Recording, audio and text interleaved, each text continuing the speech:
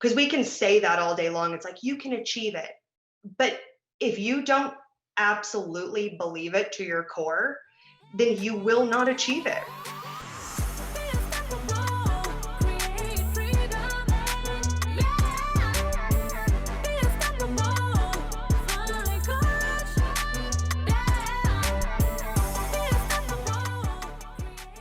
Hello, hello, and welcome to another episode of the Unstoppable Woman podcast.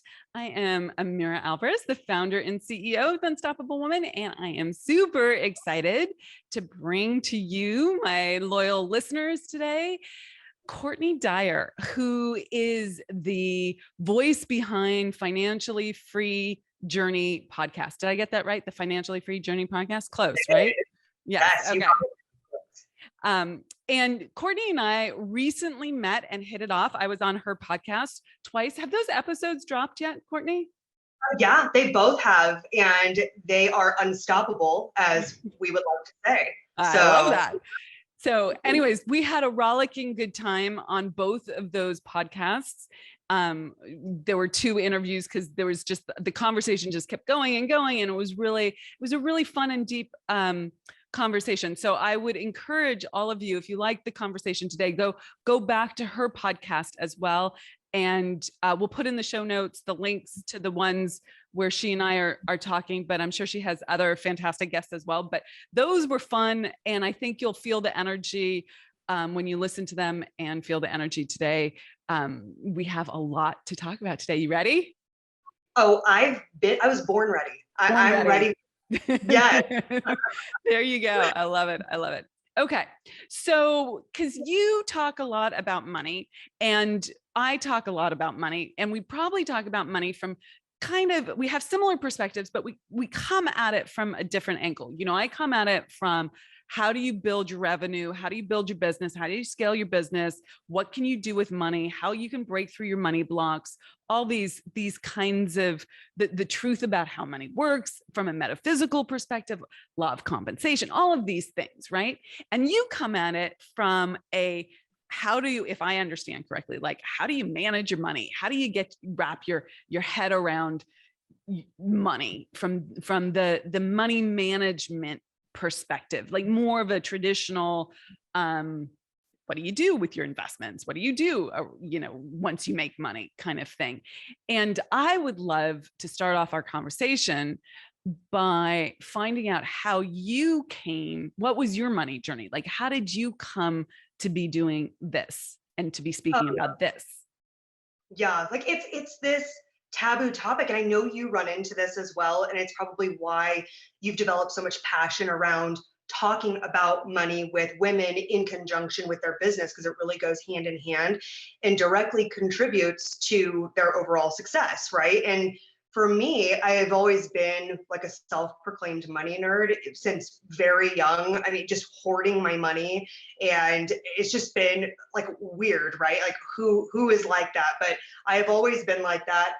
And it just grew into, I went to school. I went to school for business finance. I thought I was going to be like an accountant, and I was excited about that. So that just tells you a little bit about me. But I've worked in the finance industry for 13, 14 years now. And I've had the opportunity in various roles to work with people that are living paycheck to paycheck. They're trying to recover from divorce, from death. They're going through really hard times, or people that didn't have the economic background, the educational, background, the knowledge they needed, all the way up to millionaires, 60, 70, 80 million dollar clients. And one thing that was the same across the board is lack of financial literacy and confidence, in particular with women. And so for me to be able to see like that common denominator, it wasn't necessarily the economic background, the knowledge, did they go to school for it? It seemed to be an issue across the board. And so being the nerd that I am, like, it's not enough to just go to work and be excited to help people with money in that capacity. I'm like, I want to help educate people more, because this is a true problem. I mean, in the United But States. let's pause there for a second. I'm going to just Oh yeah. interrupt you. So, because you Oh said something that I need to know more about, which is yeah. the people, because something's not ticking for me here, but I'm sure there's an explanation. You said the people who are living paycheck to paycheck and I'm going to call them uber wealthy, the $80 million clients they both have financial literacy issues. So are you saying that the people who are the people that make $80 million are that, well, let me say it differently. Are the clients that have $80 million people who make $80 million, or are they people who inherited $80 million? I have a hard time thinking about visualizing someone who has made $80 million being financially illiterate. So explain to me that, okay? So a big thing that a lot of people get confused or they blur them together is net worth and cash flow, right? So if I have a net worth of $1 million, I can still be broke because net worth does not equate cash flow. And so the Totally. money coming in, right? I mean, it has to exceed the amount going out, and it's a real issue, and it's very prevalent within the United States in particular because of lifestyle inflation, keeping up with the Joneses, right? Putting your highlight reel up online, and you got to keep up with everyone, regardless of whether you want it or not. It's like, well, my friend that I met in high school that I see on Facebook just got a new house. Like, I need to get a bigger house, right? And this is a societal issue. It's a pressure that's placed on us that we perceive as a need. Like, I need to increase my expenditures, right? So regardless of your net worth being million plus, it doesn't equate being wealthy. And I that's think where this a is lot a of big one people, for entrepreneurs. And yeah, it was very shocking to me when I was going through my, journey on making more, right? That yeah, if you make $1 million, because that was my first level goal. I was like, I want to make $1 million, which is great. Like, let me just not say anything bad about making $1 million. It's a great goal to have. If it's your goal, I'm not dissuading you from it because it served me well. Okay. Like having that as like a juicy thing that I was moving forward towards served me well. But I was shocked that, even with a company that has a low expense ratio, if you will, you're still like profits like 250, 300. You're not a freaking millionaire. Okay. Like there's a difference between revenue and profit. And so is that the kind of thing that you're talking about in terms of financial literacy? absolutely. Yeah. Because again, you can make $1 million all day long, but if you Mhm. spend $1 million, you're broke. And in fact, you're more broke than someone that makes 50 grand a year, but they spend 30 in expenses. They have more wealth than you do. So that's where this concept, Well, they have it's more not, cash flow, right? they have more cash flow, right? I mean, with my multi-million dollar clients that I've helped, yes, they can sell off all their assets, right? But assets and liabilities. So that's where you have to take into account how much of a liability are you taking on to be able to build real wealth. So then that way you can have financial freedom, or I like to really interchange that with time freedom. Yeah. Even like your listeners in particular, entrepreneurs launching a business, is your passion to be in this business 24/7. It cannot operate without you. And as soon as you stop putting in every moment of time you have, the business is going to crash, right? I mean, we have to make sure that this is sustainable. We're building wealth over time so we can have time freedom and we can have options. Absolutely. And yet, as you probably know from like are you familiar with the profit first model? Yeah. Okay. So like that book was such a, if you're not familiar with that book, Run, Don't Walk, it's a great book. Okay. Yeah. But the big unveiling of that book is that the deep, dark secret of many entrepreneurs that are very successful is that they're playing a shell game with their money because they're always investing in the next thing.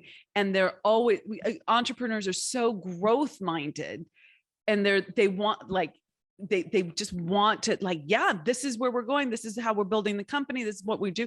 Yes, I'm going to invest in the headcount. Yes, I'm going to invest in the opportunity, the new thing, right? That's Yeah. requires money. And so I find it interesting because I know that that's the truth behind the scenes.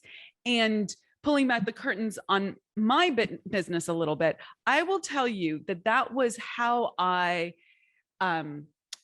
leveraged, right? That's how I moved the boulder up the mountain. Okay. And I put will in, I put hard work in, I put creative imagination, ingenuity, perseverance, determination, and, you know, discipline, focus, all those key attributes. And I fed the business with a ton of money. Like what was coming in, I increased my lifestyle, don't get me wrong, okay? But I kept feeding the business. And I don't think I would have been able to be as successful as I am, if I hadn't done that initially.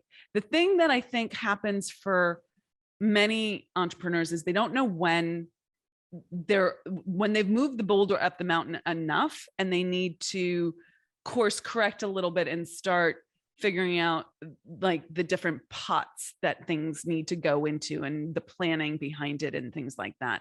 So do you find that when you're talking to entrepreneurs, do you have a directive like must do this, or do you have a more nuanced approach that accounts? Obviously, this is a little bit of a leading question because I just told you what my approach was, but like that's a little bit more nuanced to account for the fact that there are times in your business where you do have to be like, actually, my personal savings is not as important as what I need to do to move the business forward. Oh yeah. Well, what I run into with entrepreneurs, and I know you've seen this time and time again with the women that you help, is there's never a balance. It's like, I'm going to go, go, go. I'm putting everything I've got into it, which is, there is a time and a place for that in your business. But then being able to establish and understand, when do I transition into taking distributions out of the business, establishing a reoccurring income so I can invest for myself personally outside of the business. And so it's like walking on a tightrope with an entrepreneur, because it's like, well, I don't want to be behind the curve. I don't want my competition to beat out my business because I haven't put enough capital back into the business. So it's really, for me, a lot of questions with the entrepreneurs, particularly asking, what is the goal, right? Like what is the pinnacle of success look like for your business? Is it being international? Is it just being able to support your personal expenses because you don't want to have a boss? You know, do you want to be, you know, have an IPO and you know, go that route? That has to be established first and foremost in the foundation. And then everything from there is a building block to help support that long-term goal. So that way you understand when you're on the tightrope, when is enough, you know, to be able to pull out of the business.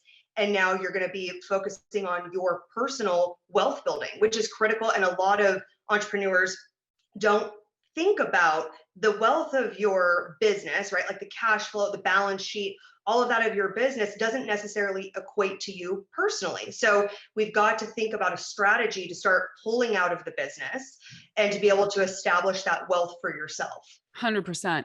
And one of the things that you said that I think is really important, and I just want to underscore, is like, when is enough?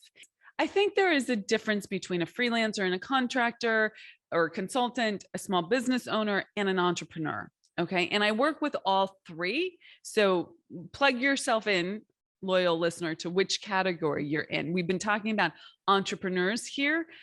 Entrepreneurs don't have that there is enough like gene in their being. Okay. It's like, it's growth for growth's sake. They're totally plugged into their growth directive.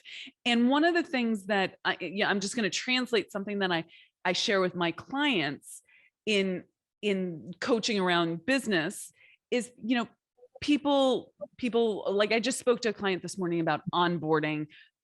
She's got like 3 new people starting and like everything's happening at once. And like, how do you do the onboarding? Right.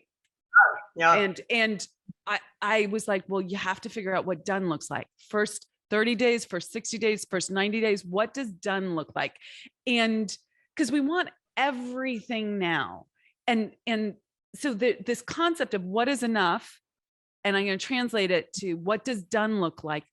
And the nuance there for the entrepreneur is, what does done look like for right now? And then you can build, like, you can build the next level dream, you can build the next level vision, but give yourself a chance to achieve that goal, right? Because otherwise you're moving the goalposts and you never feel enough. Never feel satisfied, right, with what you've done.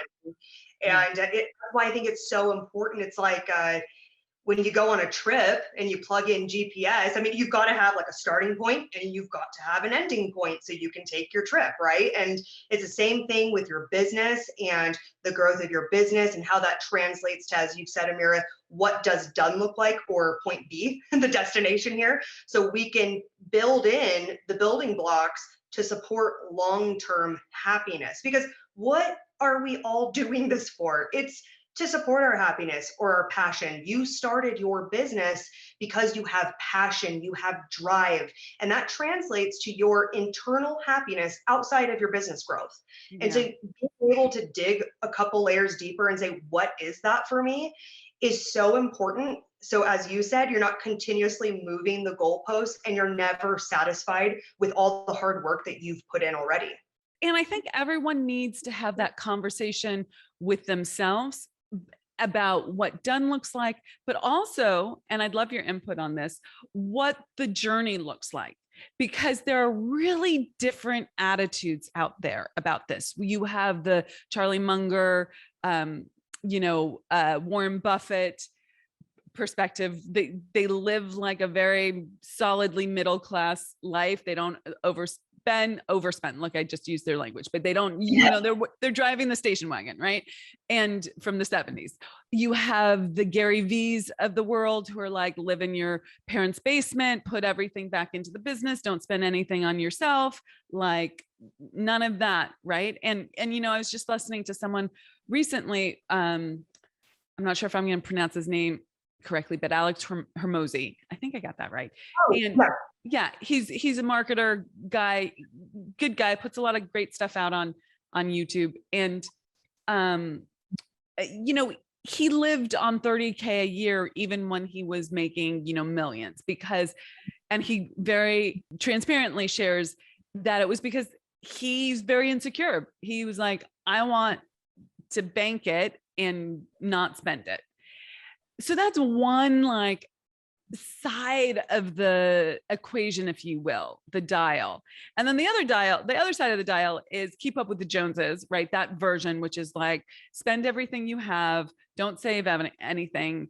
And I will share that when I first started making money, I was like, the dam has finally broken, right? Like I get to buy the pretty clothes, I get to like do all the things that I had been kind of budgeting for someday that never came, kind of thing.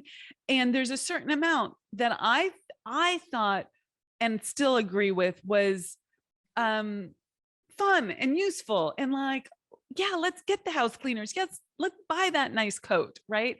And my perspective is somewhere in between. Like you can't keep that up and spend everything that you have. That doesn't work. Okay. Whether it's on your business or on your personal life. Now I want your opinion. You might have a different opinion than I do, but I feel like if you save everything or you put everything back in the business, but you don't have anything for your fun fund, okay, that you're going to get, or I should say, I would have gotten resentful. Like I talk to my clients, go buy that canoe. Like they don't want maybe they don't want the fancy car or the pretty clothes or whatever. They want the freaking canoe or the whatever, right?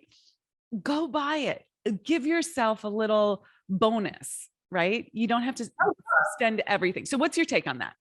You know what? I agree with you. And it comes down, let's take everybody else's opinions out of it, right? All of these gurus. And it gets so clouded on the internet, right? And it's like, which way is the right way?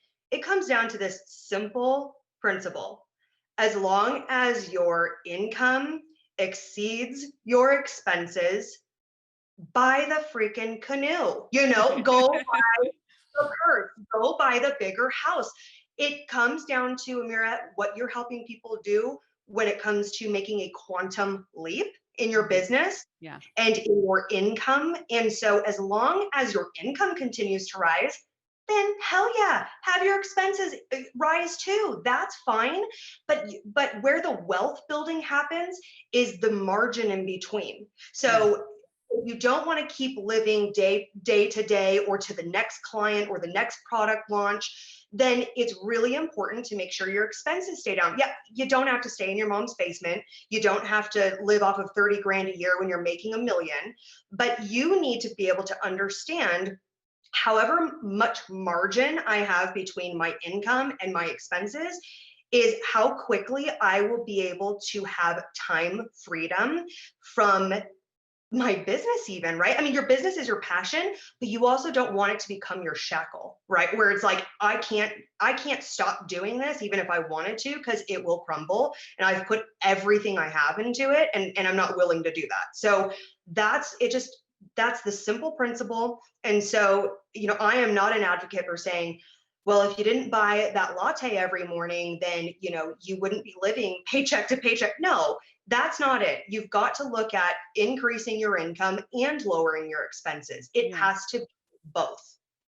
So one of the things that just popped in my mind while you were sharing that, which I think is a great point, right? It's that gap, right? Yeah. Is that over the years, the amount in my bank accounts, whether they're retirement accounts, savings accounts, checking accounts, business checking accounts, personal checking accounts, whatever it is, right, has grown exponentially. It's shocking, right? Like I You look look, you're at like, oh, me? well, the shocking. So it's shocking and not shocking. My point was going to be that I think that I'm really fascinated by this, and I'm being very transparent here. Like, I now look at this compared to what it used to be, an extraordinarily large number. And I still look at it and think that's not enough. And I find that fascinating, to our point of like, what does done look like, right? And I always have bigger goals, right? Like, I know if we're going to grow the company this large, I need to have X amount of operating expense in the checking account, so that, in the business account, so that, like, for the ups and downs, like, we have it covered, right? Like, you planning. So then I'm like, well, that's not enough, right? And Yeah. there's that gap. What am I trying to say here? The gap changes. It's still more, but it's relative to what you're going for. You can still feel like it's not enough because you're going for more. And how do you adjust your perspective on that? And I'm outing myself. I need to adjust my perspective on that, because there's a ton of money in my bank account, but it's like, compared to what? Like, I'm using the law of relativity against myself here, instead of, well, pro and for and counter if I'm thinking I haven't gotten far enough, which I don't really play that game. But it's a good planning tool if you're thinking ahead. So any thoughts on that? I kind of riffed in my own little world there, but I think that's fascinating. Oh, yeah. Well, I mean, this is kind of like the theme of our discussion, but the moving goalposts. And how do you know enough is enough? And this translates in your business and in your personal life. That's why I think it's really powerful to understand, if my goal is X amount of net worth or cash flow, then being able to reverse engineer what I need to do to be able to build into that number. Because if you don't do that previous, then you're not going to be able to ever obtain the goal, because you don't know what the goal is. Yeah. So every entrepreneur should be able to, on the drop of a dime, say what their revenue goal is. They should be able to say what their distribution goal is from their business for their own personal income. And they should be able to say that for the current year, 5 years, 10 years, until they have their business succession plan happen. And they should be able to quantify that number and then be able to back in the activities that are happening in their business and personal, wealth building to be able to achieve those numbers. Because like you said, Amira, it will always move. And I see that happen a lot with people with their personal finances and with their business. And I even had a discussion with someone recently, and they're on the path to trying to be financially independent. Mhm. And they said, yeah, all I'm doing is saving, investing, like that is my goal. And I said, well, what is the dollar amount that you're trying to achieve? And she's like, well, 5 million. I said, okay, why? So I don't know. I like the number. I would like to be able to say I have $5 million. I said, okay, but what, like, let's back into that number. Why five? And when we actually broke it down, and her true goal, because I like to say your money goals need to directly connect to your happiness, and money is just a conduit for your happiness and how you can spend your time. And when we broke it down, her happiness really derived from being able to travel, spend time with her children that were now grown and had kids. And when we broke it down, I said, you already have enough money to be financially independent now. So I tell that story because you may think you need more, but if you really ask yourself and reverse engineer, like, what's going to actually make me happy, that number could be vastly different. It could be much lower, it could be much higher. And if you don't do the math on it, if you don't do the investigation, you could be making yourself miserable on both extremes, right? Fascinating. Yeah. So what do you think the blocks are for most people? So people, you work with people around money all the time. And I work with people, women, on their money stories that stop them from scaling, that like keep them limited, affect their money decisions. What do you think the biggest blocks that people have are around money from your perspective, from the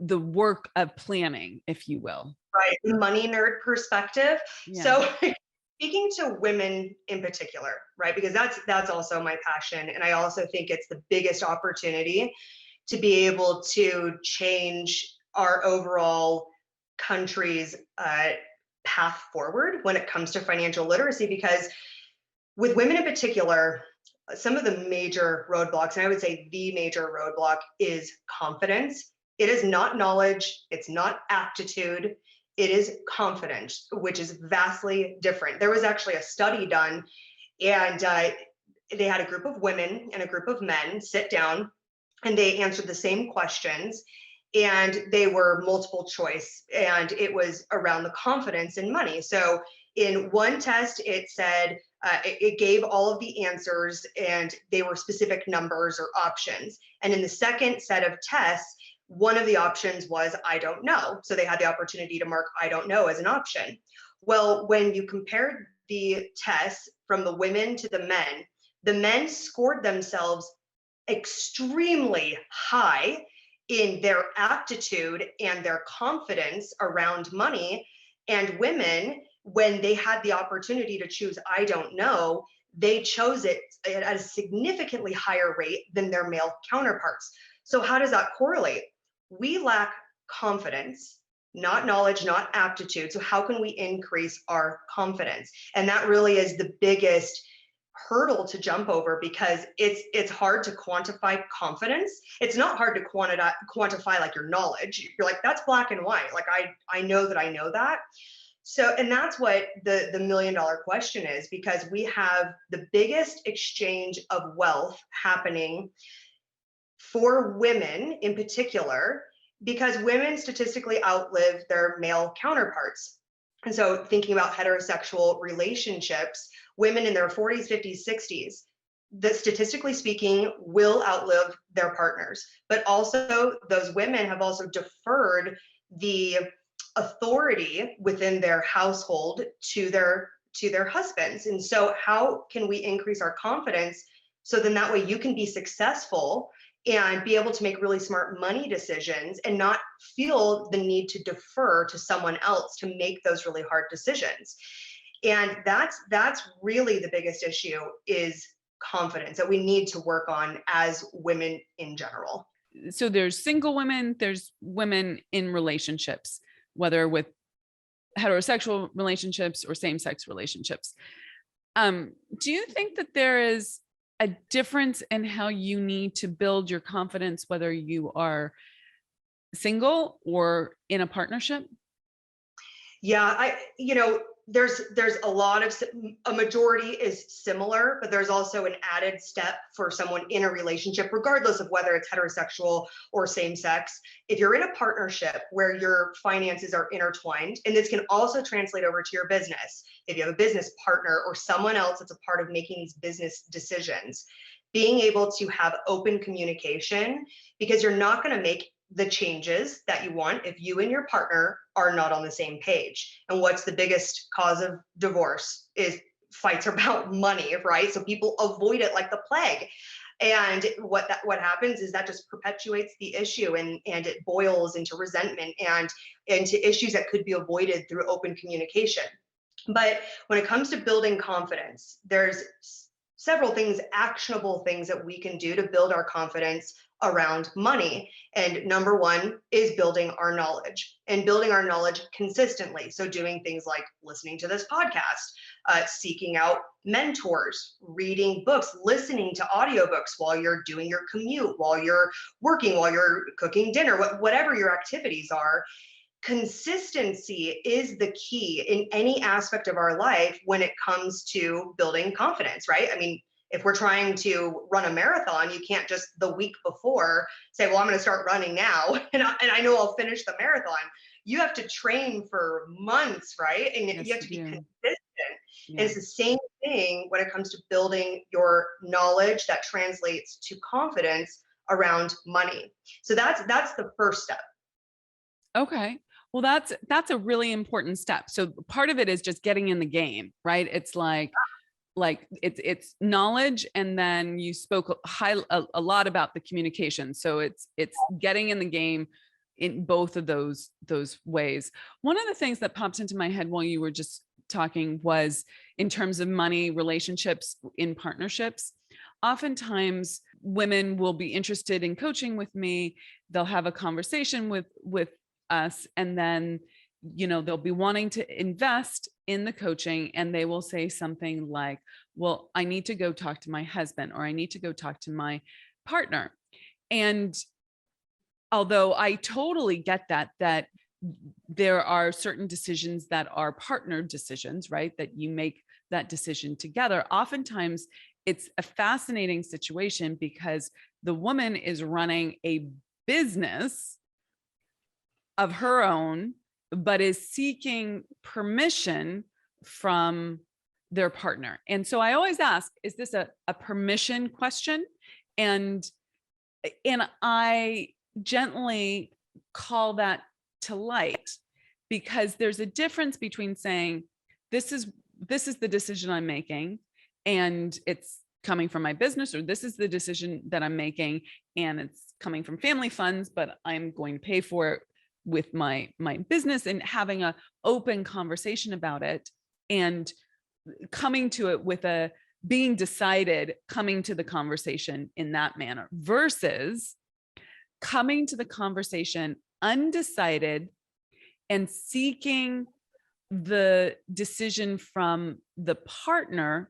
Because if they make a mistake in terms of the coaching, right? If I'm going to flip back my hair and say my coaching is great, because it is, but it takes the person showing up and really going for it. And there's a level of belief that you have to have about your ability to execute on the coaching, right? On the advice and the framing and all of that.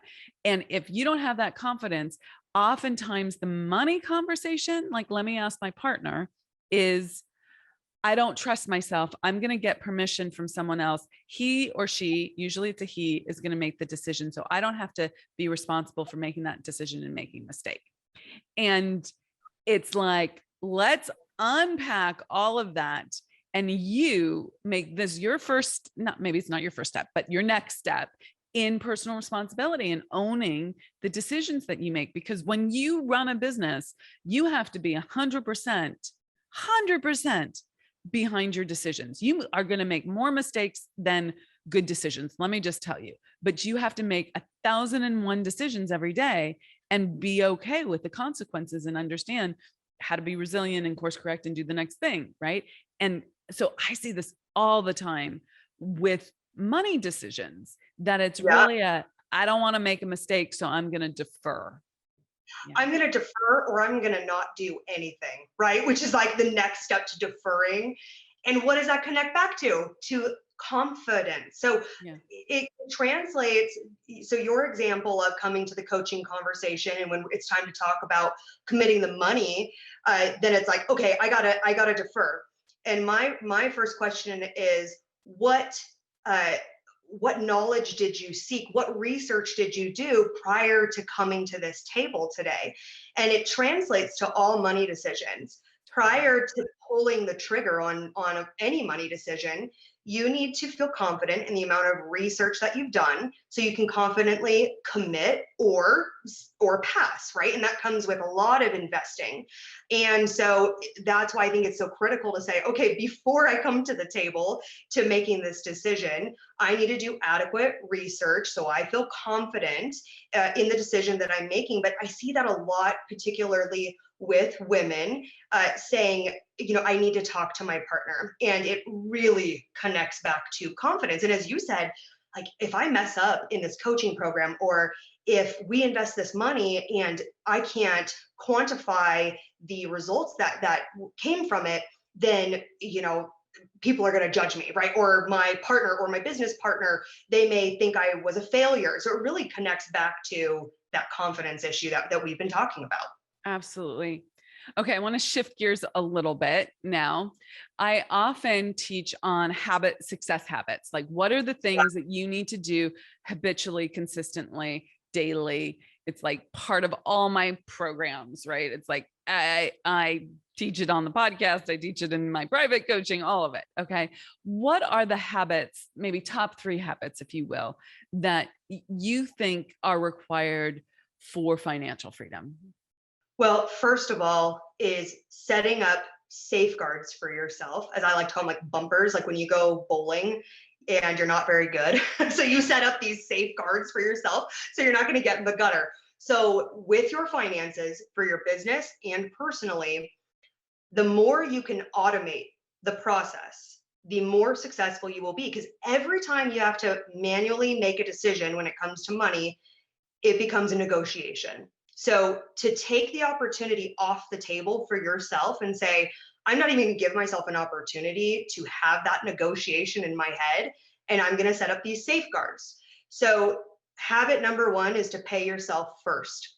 As an entrepreneur, you have to create a safety net for yourself outside of your business. So if you have the opportunity to take a distribution from your business and to be able to pay yourself first, you need to do that, right? If it's not going to jeopardize the growth and the trajectory of the business. But if you have an opportunity to pay yourself first, you absolutely should. And the more automated it can be, the more successful you will be over time. Number 2 is, I don't like the word budget, okay? Because there's really negative connotation to that. So I like to say you need to create a spending plan for yourself, because there's nothing wrong with spending money, but you need to create a plan. So then that way you are having that freedom, that happiness to spend your money and not feel guilty around what you're doing, because you already planned for it, right? So enjoy the purchases that you make, instead of every time you make a purchase, it's like, I wonder if this is throwing me off track. So create a spending plan for yourself. So that's number 2. And number 3 is to be able to course correct along the way and say, okay, I have automated, I've set up these safeguards, I've paid myself first, I've created a spending plan, and the portion after that, I'm going to invest for my future, whether that be in real estate, investing portfolio, whatever that looks like for you to buy cash flowing assets.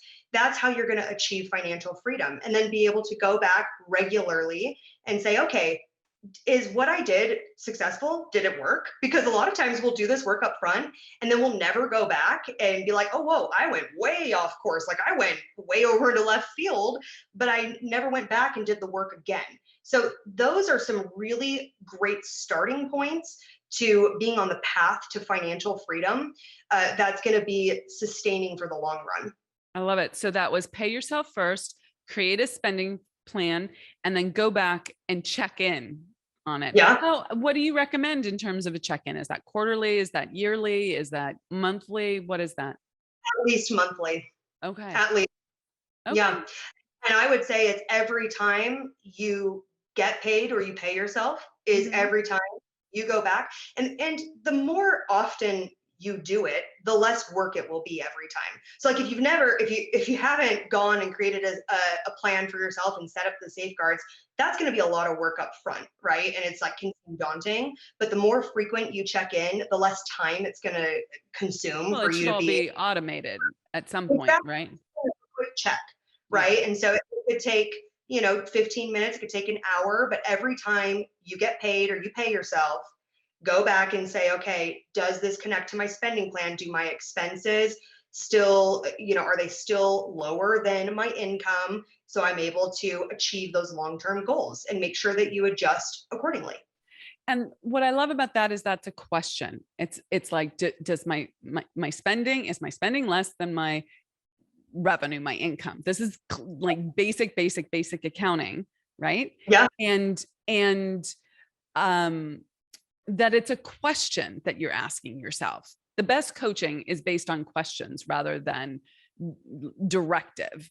There's time and place for both, but I think asking that question is appropriate. And I think the other question is, and this is kind of contrary to what you're saying, so just forgive me in advance, but like to the point that we started off with, if your spending is greater than your income, are you making a conscious choice about that for your business as an investment versus am I just like expending money on stuff that is frivolous, right? And something that's not an investment, but that something that's not going to grow, but something that is depreciates in value. So that connects to understanding what part of the business cycle you're in, because there's different stages and cycles. And if you're in growth, then yes, there may be a point where the teeter-totter's gone the opposite route, but it's for a long-term gain that's going to create more cash flow and success and wealth in the future. So if the listeners are at that point, then yeah, as long as it's conscious and on purpose with an intention, then absolutely. I often talk to my clients about, understanding how bigger companies than what they're running do. And you have to take this all with a grain of salt and apply it appropriately and use your discernment. But, companies put stock out there. What is that? That's a debt that they owe to the stockholders. Okay. They're leveraging someone else's money. They take a business loan in the form of stock, or they take a business loan from a bank. And there's a calculated risk associated with that they're going to use that money to leverage and make more money. And this is, you have to know if this is a good strategy for you as an individual, if you're a solo entrepreneur, if you're a larger business, when is the appropriate time to leverage other people's money, which looks like for smaller businesses, doesn't look like offering stock, but it looks like credit cards or taking an SBA loan or any number of ways to leverage varying degrees. Like credit cards are a little bit more expensive, but SBA loans are the cheapest money that are out there right now, in terms of leveraging other people's money. And there's a time and a place for playing that all out. So, and with interest rates being so historically low, I mean, we in the banking industry, we say, the money is free right now because the interest rates have never been as low as they currently are. And when we look at the Treasury, they're issuing, 50 to 100-year bonds. They're wanting to suppress inflation and interest rates for a long time. And so when you look at your business and the trajectory of your business, if taking on and leveraging debt is appropriate for you right now, go and seek out the low interest rate loans that are available right now, because now is a great time to leverage debt if it makes sense for your business. I'm not advocating to take on debt to go buy yourself a Lambo. I'm if it's strategic, Neither am I. Yeah. business, then absolutely, because it's a great time to do that. 100%. Okay. I want to shift back to your personal journey. Can you tell me a little bit about what the impetus was for you to start your podcast, The Financially Free Journey? Yeah, you know what? I just one day, I don't know if it's like ADHD, right? Just like outing myself there or being like an overachiever. It was like, I don't have enough going on. I work full time. I have 3 kids. I'm married, I don't have enough going on. Let me start a podcast. But I just got this idea one day. I'm like, you know what? I'm just going to record some episodes on my phone. Literally, Amira, I recorded them on my iPhone, just talking to myself on the way home from the grocery store. And I was like, let's just see. It's like recording yourself like singing and you're like, do I sound good? And I like played it back and I was like, this is horrible, but I'm going to post it anyway. Okay. Because I'm going to see what happens. But I'm so happy that I did, because it also helps increase my knowledge and my passion. And I started it because I am truly passionate about helping people. And it's so exciting to see people send me DMs on Instagram or to get emails from people that listen and say, hey, I did XYZ. And because I did that I was able to pay off all of my debt. I've been able to start investing. I never thought I could do that. And it's just been the best journey. And I love it. All I want to do is continue to grow it. It's like, how can I record and release more episodes? And you know better than anybody, it's a lot of freaking work. I mean, it's to produce an episode is like so many hours, but I love it. And I want to reach as many women as possible so they can do the things that we've been talking about. They can feel empowered. They can build confidence. They can sit down, at a cocktail party or, the Thanksgiving dinner where their uncle's always, dropping, stock market, lingo, and they feel like they can hold their own because they can. And it just is so exciting to see it grow. I freaking love it. I love that you just recorded it on your phone and you went for it. Like, do it. I mean, I can't even go back and listen to my first episode without getting like the heebie-jeebies. Right, But right. Yeah. You just got to do it. And I think that translates to the listeners as well, because with building your business, it's like we have this imposter syndrome. It's like, well, there's other people that are better. Like, am I really qualified? I think we all feel that to an extent, but you don't know until you just start. Like, you've got to pull the trigger because you never know what it could turn into. And it could change the trajectory of your life. Totally, completely. I'm all about making the quick decisions before you talk yourself out of it. So exactly, pull the trigger, baby. Yeah, exactly. Okay, before I ask you my final 3 questions, where can people learn more about you and find you? So my podcast is Financially Free Journey. And then also I'm on all social media. It's at Financially Free Journey. So, and they can follow me there. And I love to post like funny, relatable videos and also money content. And I like to keep it short and keep it simple because money can be boring and dry. Like, I get it, guys. I love it. I love it. Okay. So this is a big one for me. Mindset, helping, changing how I think in this world and changing the set point for how I was thinking was huge for me. Can you talk to me a little bit about how that played into your personal journey? Well, yeah, I mean, expanding a little bit more on that imposter syndrome, I think that's a big part of mindset shift because a lot of people struggle with that. And I love that there's now like a name for it. Like, I mean, a few years ago, even that wasn't even something that people are talking about, but now it's like this phrase that everybody's using. But for me, it was, I was following someone on social media and she had a podcast and I was like, what? She has a podcast? So I went and I listened to it and, the production wasn't the best in the world. And she was actually like driving in her car, like recording it, talking to her friend. And I thought, you're like, that was my first podcast. Yeah, I know. Are you telling me if she, and not in a bad way, but it's like, if she put out a podcast, I can put out a podcast. And I just had this epiphany. It's like, you know what? I don't care what anybody thinks. I'm going to put it out because you know what is the worst feeling is regret. That's the worst feeling. That's way worse than imposter syndrome, is having regret that I didn't do the things that I knew would make me happy and that I had passion around.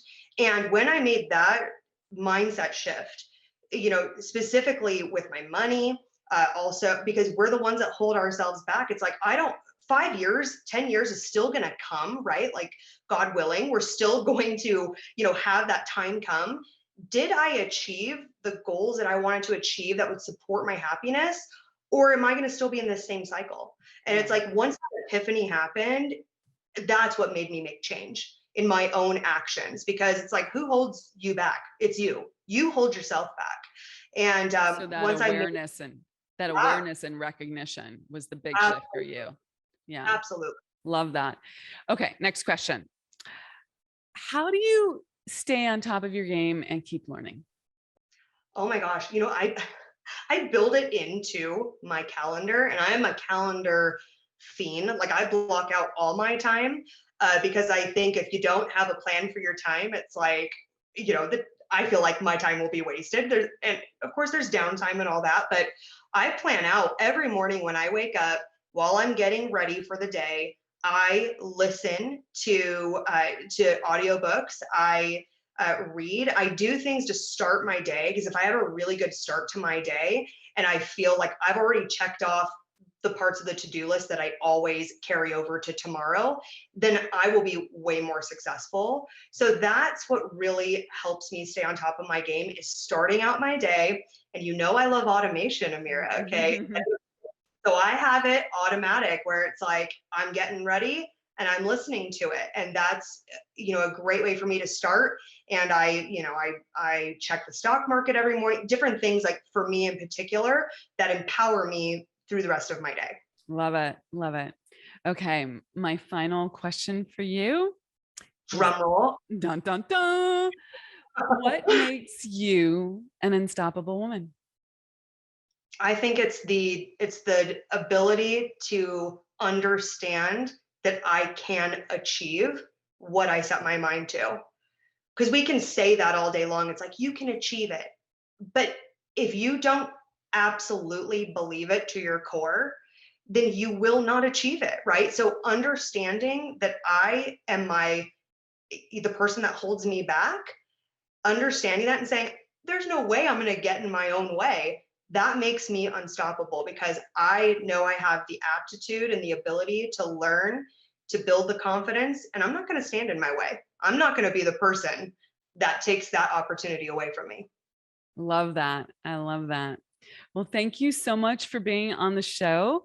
I just want to reflect back to you how generous you have been with all your stories and insights, and how you have really demonstrated this aspect that you just said in the answer to your last question, which is that you're just going to go for it. You're not going to keep yourself small, live a life of regret, and how you did that in starting your podcast, and you just went for it, right? It's such a great role model for creating the life that you want, and proving to yourself that you can actually achieve the things that you set out to do, like that you just took that action and you did it. And thank you as well for sharing your success habits, your perspective on like the biggest things to really give you confidence around money and how to approach that, and the perspective of just sheer generosity and how you share the knowledge that you've gained along your own personal journey. So thank you so much. Well, thank you. I mean, again, you're an inspiration, and your loyal listeners need to know how amazing you are, because my listeners have written in and said, we love Amira, like, she's an amazing guest. And so I appreciate the time. I really do. And I hope that the listeners come check out, the podcast. And if they have questions, specific questions to their money, send me a message, email me. It's financiallyfreejourneypodcast@gmail.com. I will answer. I answer 100% of my emails from listeners, because I love that. You took the opportunity and you put yourself out there to ask me a question for something you need help with. I will answer you. I love So it. thank you. That's awesome. That's such such a give. So I appreciate that. And I'm sure everyone listening does too. So that's a wrap for today. Thank you all for listening. Thank you, Courtney, for being here. Go check out her podcast and we'll see you in the next episode. Rock it out, be unstoppable, and have an amazing day.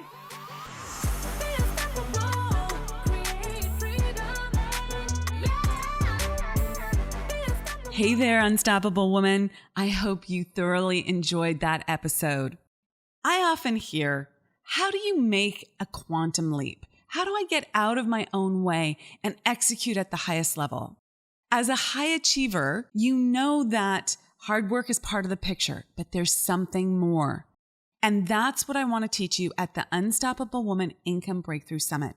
This is 3 days immersive with me. I'm going to be teaching you what it took for me to go from $138K a year to $700K in 1 year as a solo entrepreneur. That's a 5 times quantum leap in income. And I've helped so many clients do similar things, and I would love to help you do that as well. We are going to be working on your marketing. We're going to be working on your mindset. So it's a bulletproof mindset so that you can do what you want to do in this world. And we're going to teach you how to grow and scale your business faster than you ever thought possible. So please, if this is what you want, do not miss this. Join us November 5th, 6th, and 7th at the Unstoppable Woman Income Breakthrough Summit. You can find out more at joinamiralive.com. That's joinamiralive.com. Go buy your ticket now, and I can't wait to see you there.